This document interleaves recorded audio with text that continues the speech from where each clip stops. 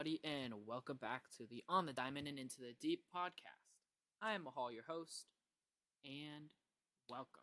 It is February 24th, 2024. We are recording at 5:30 p.m., and we had a couple big games today, and we have one more tonight. Start off, we had the Mariners spring training opener against the Chicago White Sox, and there were some big things that came out of that. So we'll discuss that game. We'll also discuss what I'm watching for, both what I watched for today and what I'm watching for in general this spring training that could apply to the season. Obviously, it's impossible to know in general as it is spring training and you can't really know if it's, you know, what is important and what's not. But I'll give a vague idea of what I'm looking for. And then I'll also talk about the Sounders opener. They lost 1-0 or 2-1 to LAFC today in the MLS season opener, and they will have their home opener next weekend, Saturday, 7:30 p.m. So we'll discuss that. And we got Seattle Sports Wraparound as always. We got Kraken have big game tonight, big playoff race continuing, and then a little bit of Seahawks, not much there, but we'll do a little bit there. So yeah, let's get into it. All right, let's talk Mariners, and let's specifically talk what I am looking for this spring training. Here's the one dude that I think is most important to watch this spring training, and a dude that could be a massive factor for your Seattle Mariners. And that guy is Ty France. And let me explain. Last season, J.P. Crawford had a big season. What did he do the offseason before? He went to dry fly baseball out here in the Pacific Northwest, and he had a career year. Let's look at some stats there. All right. Like I said, career year. WRC plus. 2021, 2022 for the Mariners. J.P. Crawford, WRC plus of 103 and 103.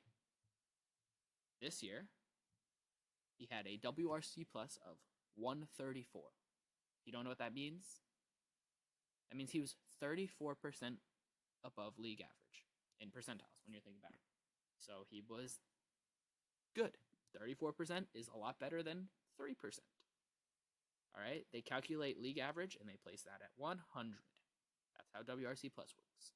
That's what the plus means. That means it is analyzed and adjusted so that the 100 value is league average. So JP Crawford was 34% above league average. Now, if that's not enough for you to prove that he was a lot better last year and you didn't watch and you don't know, let me give you one more stat. Let's look at WAR. I talk about WAR a lot. WAR is basically how you calculate how valuable a player is. A lot of people calculate it and think about it as how many wins is this player worth. So if you want to calculate it like that, 2021, J.P. Crawford was worth 3.3 wins. Okay, 3.3 WAR. It was decent season. That's not bad. That's above average. 2022, 2.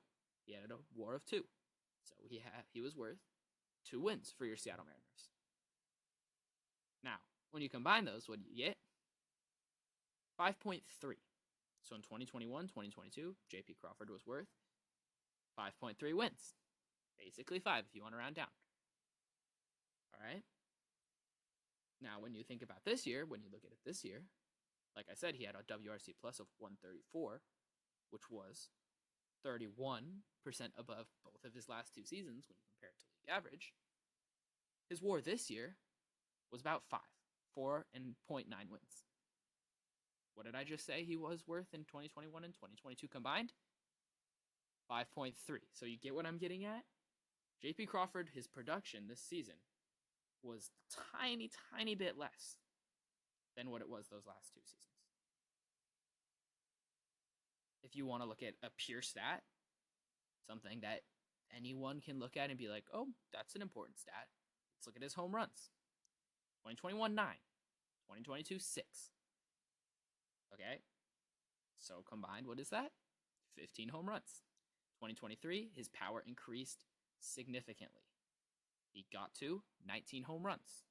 Again, this is a career year. What do we think we can expect from him this year? I would say between a 3 and 4 win season, 3.5, 4.5. If I were to guesstimate what I think he's going to be worth this season, I would say 3.5 wins probably about. I don't think he's going to be as good as he was last year. I don't think he's a 5-win player again.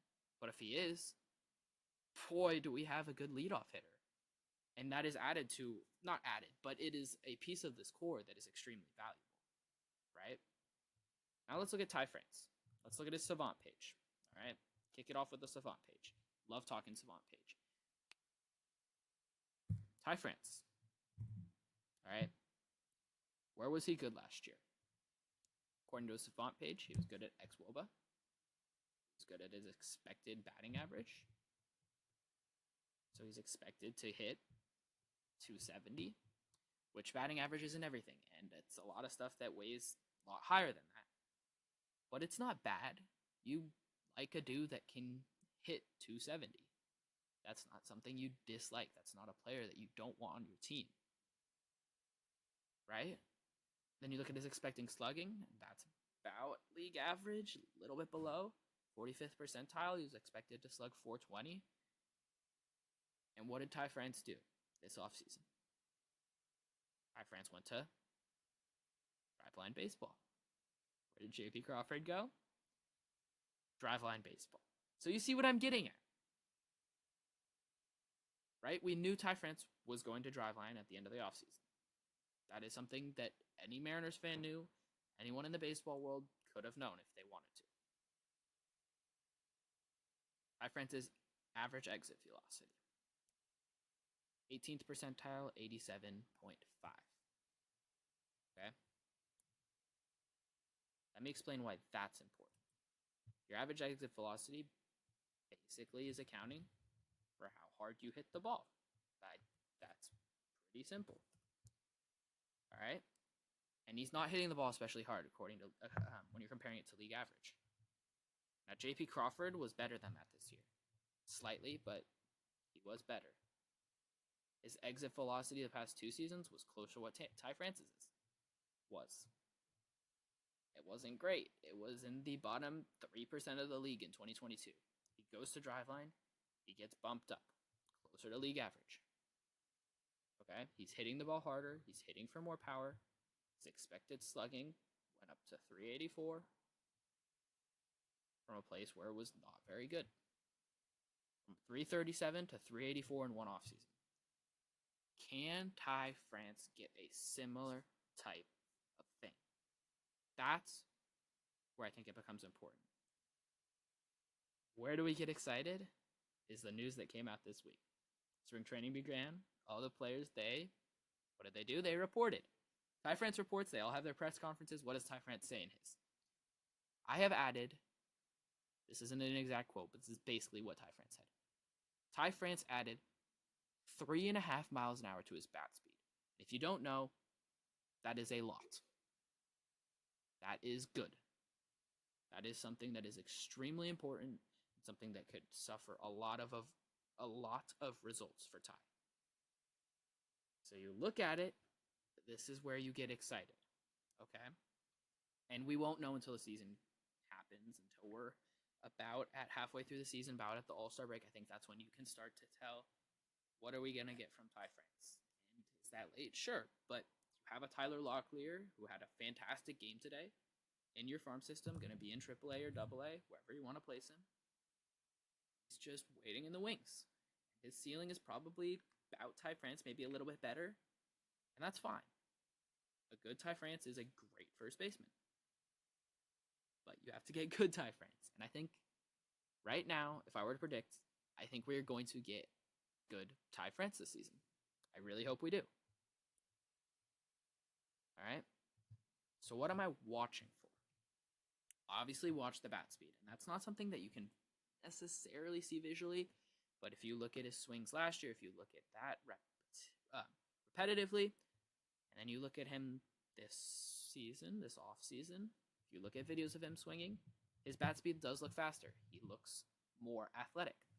Today he tagged up on a sac fly from second to third base, and he looked faster.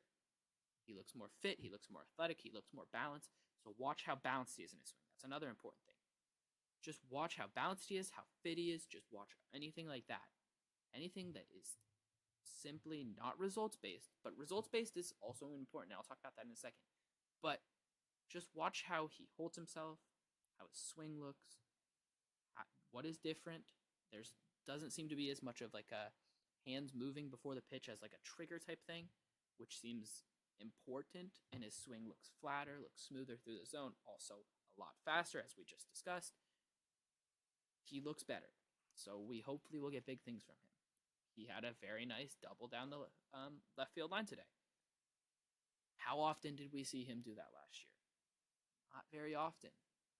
Not very often at all. How often did we see him rope the ball, pulling it hard? Not that often. The one that comes to mind for me last season was in one of the last few games of the season. It was a home run that he hit into Edgar's.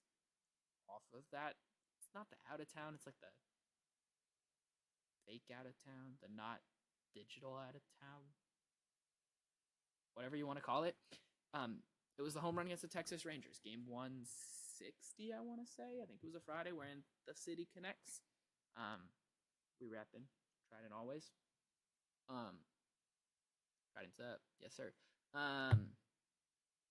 But he didn't pull the ball that often, pulling it hard.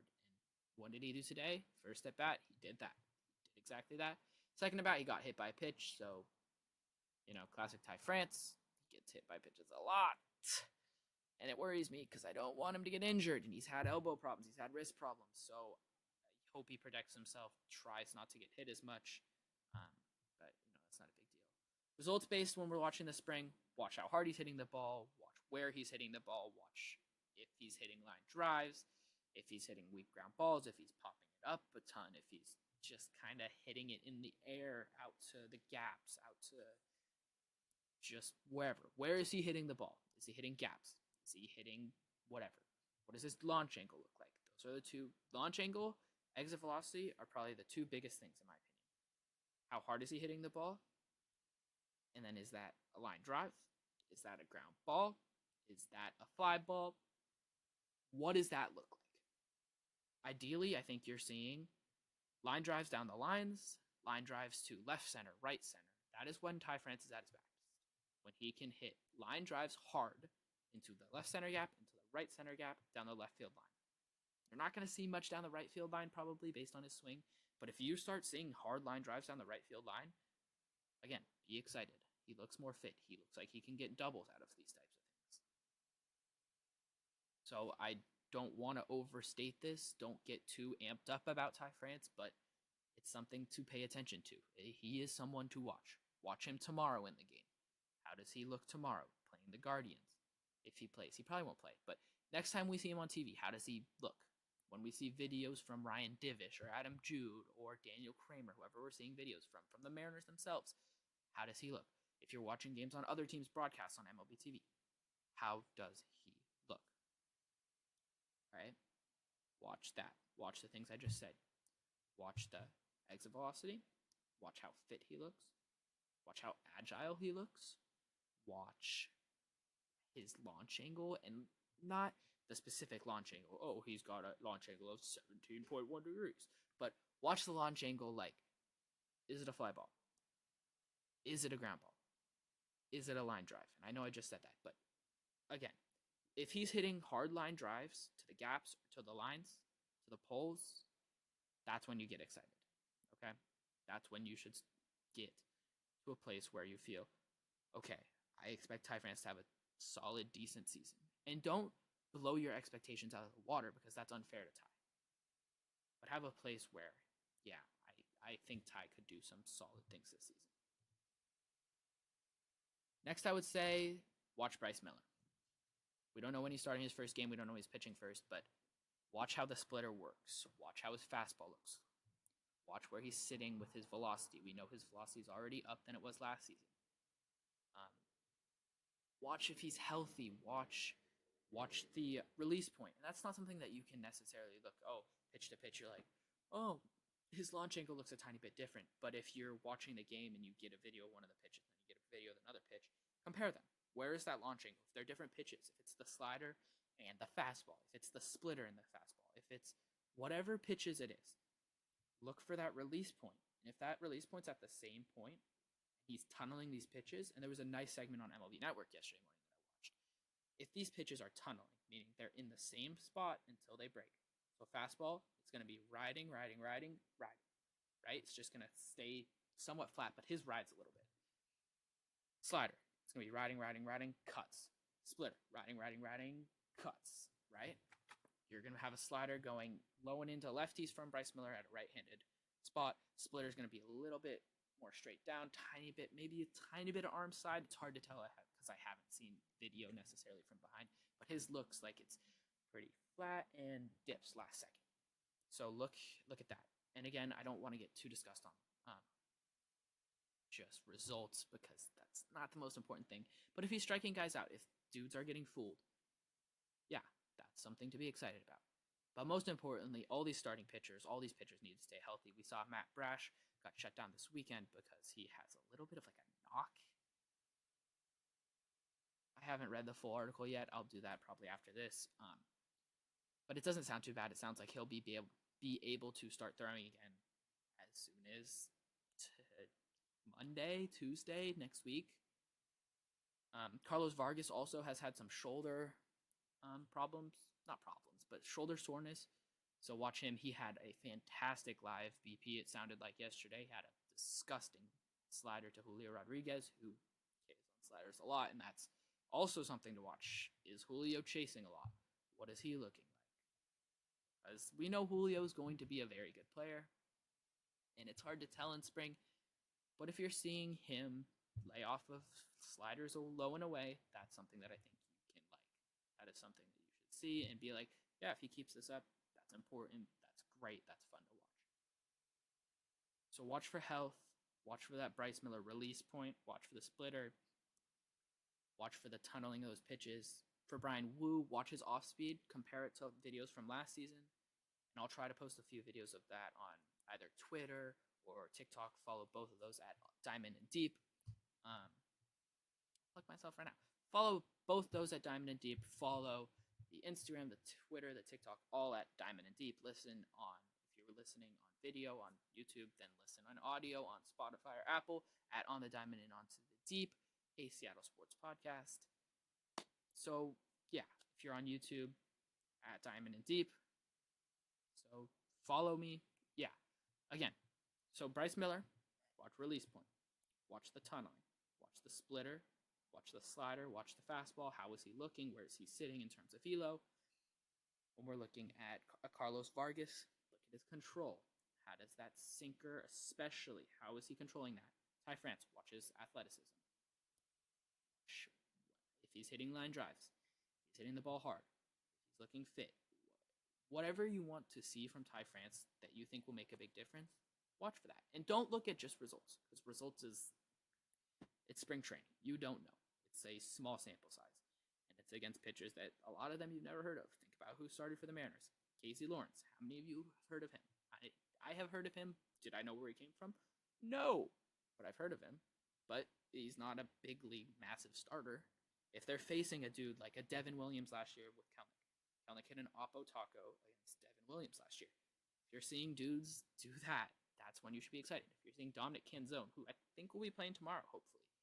We'll probably see Canzone, Rayleigh, Haniger, Julio all tomorrow. Look how they're looking. See what they're looking like. Canzone, watch how hard he's hitting the ball. Watch if he's swinging and missing. Watch what he's laying off of. So just don't think results are the biggest thing. Watch how they're hitting in general. And it's hard to do because the Mariners are only televising a few games, which it's hard to blame them. I mean, they televised today's game. I'm thankful for that. And it wasn't even their own broadcast. It's hard to get broadcasts probably into other teams' ballparks, but whatever. But yeah, let's continue into that opener that we watched today. Mariners lost 8-7 at spring training. Came back, I guess, kind of came back. I don't know what you call it. They had a nice rally in the ninth inning to tie the game at 7 and then tie the game at 6, take the lead 7-6, and then they gave up a few runs in the bottom half to lose the game. But It's a spring training game.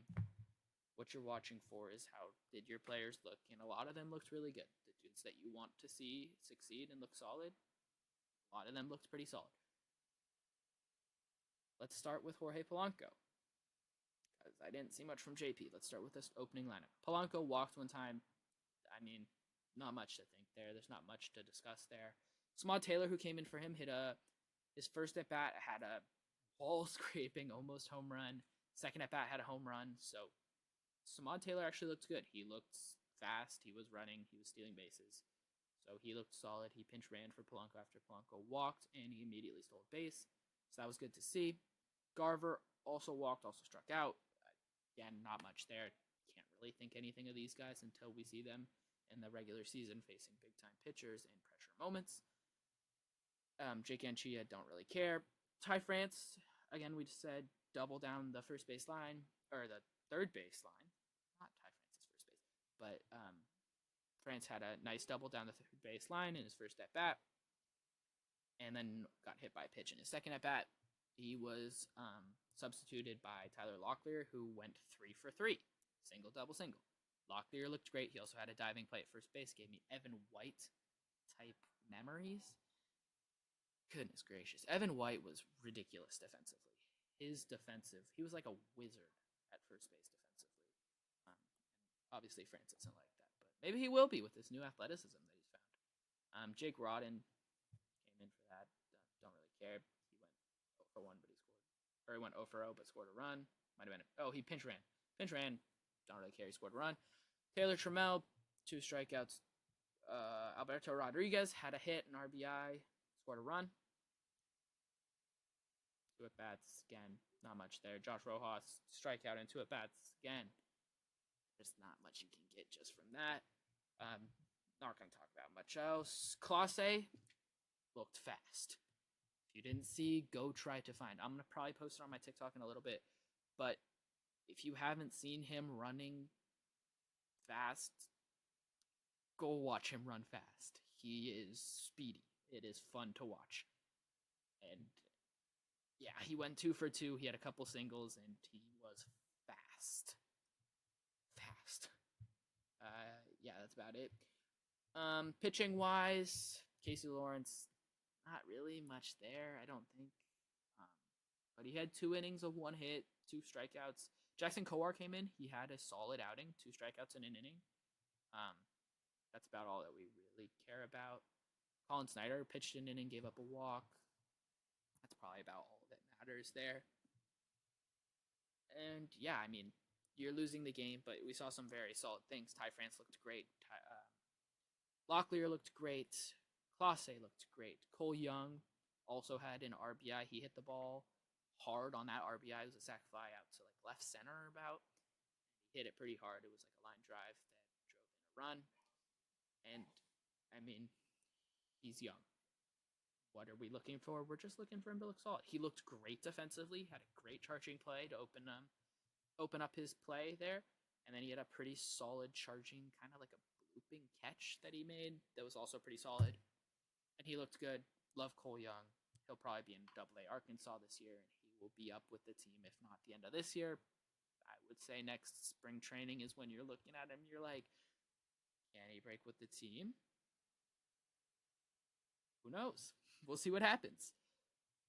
But, yeah, not much there. Again, we'll see tomorrow some of the outfielders play. It was good to see a lot of the infielders play, but not a big thing any direction. They're in Peoria tomorrow. Yeah, it'll be on Root Sports. We'll get the Root Sports broadcast, which will mean we will get some interviews with players, so make sure to watch that. And yeah, let's get into Seattle Sports Wraparound, and let's start with your Seattle Sounders, who lost 2-1. First goal was like a volley, kind of a blooping ball to the back post, and Tillman scored a bouncing volley that went past Nuhu, who kind of lost his man. Second goal was a banger. There's no other way around it. Dude cuts in, bangs it, crossbar, post, bounce down, bar, down, in. And I mean, you're missing a lot of dudes. you're missing a Yamar, you're missing a Rusnak, you're missing a João Paulo, you're missing a Stefan Fry, you're missing a Reed Baker Wedding. Stefan Fry, João Paulo, Yamar, and Rusnak they're some of your best players. I mean, João Paulo might be your best player. Rusnak is one of your DPs. So it's a tough loss. It sucks to lose to LAFC, but it's not one you should hang your head about. It was an interesting formation. That was something I was really interested in watching, and I would never do it again. I hate the 4-4-2. Never do it again, please. Schmetzer, this is the type of formation that we kind of played something. It wasn't really this, but it was somewhat similar a few years ago, and it was the type of thing that just made me feel like sack him, fire him, and like I understand why we had to do it based on who was out. You have no 10 because De La Vega cannot play more than 30 minutes really, and we'll talk about him in a minute because wow, what a talent Pedro De La Vega is. Wow, there's no other way around it. But it's a tough loss. There were some mistakes that were made, but overall, it feels like it's gonna take a couple weeks to get fully healthy and to get into a place where you're moving and grooving and you're like, yeah, we feel good, we feel confident, we got everybody locked, we got everybody combining. And I think something that was missing today was a little bit of that creativity in the final third. You were missing a Rusnak. You were significantly missing a Rusnak. You were missing some creativity. You were missing a spark. It wasn't there. They would get to the final third, and it would just be stagnant. You would be bang, bang, bang, bang, bang, get to the final third, and you're just like, you can't see my hand. It's like super fast, ping, ping, ping. It's like ping pong, ping, ping, ping, ping, ping. Then you come into the final third, and it's like slow-mo. You're like going sloth ping pong. It's like bang, bang, bang, and you dribble, and then you're like bang, and then you dribble, and then you get a terrible shot, and then Leo Chu just shoots it over the bar 30 yards to the right or left of the post, and I'm like, dude, it was frustrating, and I expect bigger things next weekend, I think, but there were positives. One positive was Pedro De La Vega. What a talent this kid is. And I mean, he scored a goal and it was a PK, but that's not even what I'm talking about. He had a run that he kind of went from half field and he cuts in and he just kind of slices through the defense. He tries to play a ball and he didn't connect. I think it was with Moose maybe. And he just didn't connect. And it was like, wow, this dude is talented. This dude's causing problems for an LAFC team that is kind of shut down the Sounders. And he brought a spark to the team that they were really missing the entire game. So I'm excited to watch him play longer next week. I bet he'll probably be available for about a half. That's what I would guess. I bet they bring him in at halftime. Get him some more minutes. A couple other positives were Jordan Morris actually looked pretty solid. Christian Roldan looked pretty solid. Jackson Reagan, as he has become known to be, looked solid as a rock. He looked like what he's been. Negatives, Ruiz Diaz looked slow, looked bleh, just looked poor. He looked tired and asleep, basically, the entire time he was in, and then he seemed to tweak a muscle or something, maybe. And he came out of the game, so we'll see what the update is on that from Schmetzer and training staff. Hopefully it's not terrible, but I don't know what you can expect with him. I'm surprised he's still here, to be honest. And I love Raul, but I'm surprised that he is still a Sounder. Yeah. We'll see what they do. I really hope they don't play a 4-4-2 again. I would love to see a Pedro De La Vega off the left, a Morris up top, a Roldan off the right, a Rusnak at the 10 attacking mid. I would love to see a Josh Atencio or Obed Vargas alongside a João Paulo. And then the back line is what the back line is. And obviously, I'd love to see Stefan Fry again. And I think that if you see that attacking four, you could see a lot of dangerous things. That is not an attacking four that I think is going to remain stagnant. Christian Roldan doesn't really do that. Morris is fast. He's going to be always moving. De La Vega is creative. He is young. He is moving. He is fast. He is going to be fun to watch. He is the type of player that you watch him and you're like, wowza, this kid is talented. He's Argentinian. He's got great tech. He's got great feet, and he's fun to watch. And I think we'll see more of him next weekend. Hard to note for sure, but he was fun to watch. And it was in a game that was pretty boring, pretty dark otherwise. But he brought a spark. He brought a flame. He brought something that was needed in this team today. Moving on to the Seattle Kraken. They have a big game tonight. Coming off a massive win against the Canucks on Thursday, winning 5-2. That is a massive win. Great game for Jared McCann that night. I believe he had 3 assists and a goal. Let me just make sure for sure. Yeah, 3 assists and a goal, 4 points. Jared McCann had a great game that night. And the Kraken are facing off against the team right in front of them in the standings. The Minnesota Wild tonight. They are 1 point behind the Wild, so a victory puts them ahead.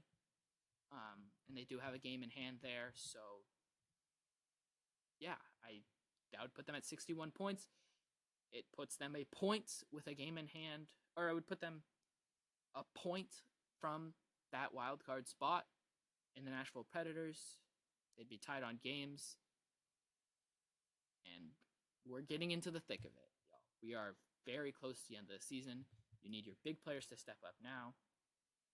We have just a few months left, all right? And this is grind time. This is go time. This is when we got to get moving. This is when we got to get winning. This is when your star players, not that they really have any, but that's when you need a Matty Beniers. This is when you need a Jordan Eberle. This is when you need a Jared McCann. This is when you need a Vince Dunn. This is when you need an Adam Larson. This is when you need a Yanni Gourde. This is when you need your players, Andre Burakovsky. This is when you need your players to step up, come up big, score big-time goals, make big-time defensive plays. It's when you need Joey Daccord to be at his very best. You need to rattle off some wins, get a bunch of ground in the postseason standings, get into that spot, get some ground ahead of other teams in that spot, keep winning, keep gaining points, and don't look now, but we are 1 point out and on a 4 game point streak. So just keep winning, just keep getting points. If you're at home, get wins. If you're away from home, at least get to OT, especially against big teams. But the Kraken have been big in big games, so they have to keep that up. Absolutely have to. I think they should be able to. I expect a pretty solid win tonight, probably. So we'll see what they can do. Yeah. When it comes to the Seahawks, just do what it takes to get Leonard Williams. That's all I really got for you. There's not much else I have to say. Geno Smith got brought back. If you didn't see, not brought back, but they didn't cut him. They didn't get rid of him. And then they restructured his deal, so that was also a big thing. Cleared some cap space, which is tight. Not as tight as a 40-winer, but it is tight. So that's important. But go get Leonard Williams. Please. For the right price, obviously, but please go get him. You need that line help, and it would free up your draft a lot. So, yeah, cool. Overall, again, what am I watching for this spring? Ty France, Bryce Miller, Carlos Vargas, pitchers in general, some odd Taylor, some young guys. That's what I'm watching. But especially big, the one thing, if you are going to watch one player the entire spring, Ty France. That's the dude I'm watching for. I'm excited to see Ty France. I'm intrigued to see Ty France. He's the dude that I'm like, okay, this is what I want to see. Him, if you want to watch an infielder, it's Ty France. If you want to watch an outfielder, I would say watch Canzone. That's the dude I want to watch. That's the dude that I think, what can we see from him? Could we see big things this season? I think we can. I think we will. Don't quote me on that, but I think we will. If you want to look at starting pitchers, watch Bryce Miller, watch Brian Wu. Brian Wu, look at his off-speed. Bryce Miller, also look at his off-speed, especially watch the splitter, and watch the tunneling and release point that I talked about. Carlos Vargas, watch his control, watch his command.